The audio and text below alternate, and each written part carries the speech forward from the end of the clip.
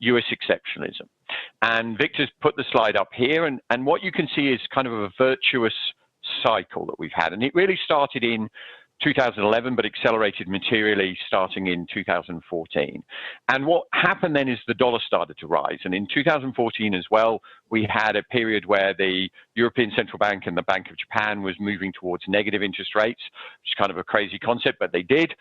And the US was actually tightening monetary policy, the Fed was tightening, and the dollar started to really accelerate. And so that has a natural tendency to kind of suck US or foreign money into US assets, and they pile into US stocks and corporate bonds in particular.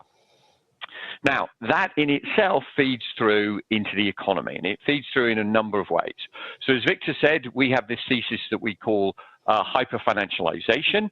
Very simply, it is that the equity market leads employment in the United States. And you can put the charts up and play with the graphs yourself, but basically you'll see that it leads by about 6 months. And it's a very simple relationship. When stocks are rising, CEOs are hiring. When stocks are falling, CEOs are firing.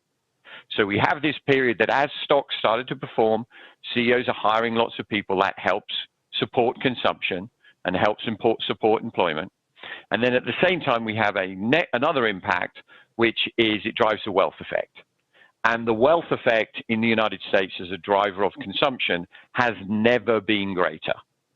So the top 10% of American consumers are now responsible for 48% of total consumption. And this top 10% is driven by wealth created from the equity markets.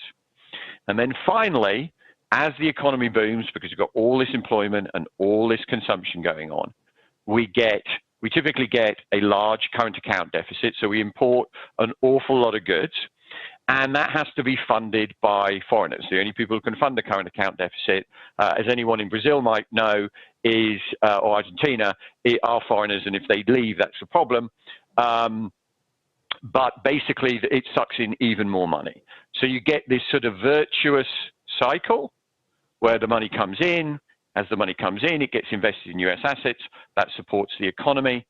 And this is actually a relationship that George Soros, the famous hedge fund investor, invented called reflexivity.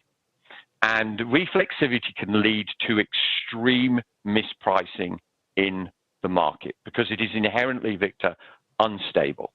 And so, as you can see from this graph, it really depends on the dollar has to remain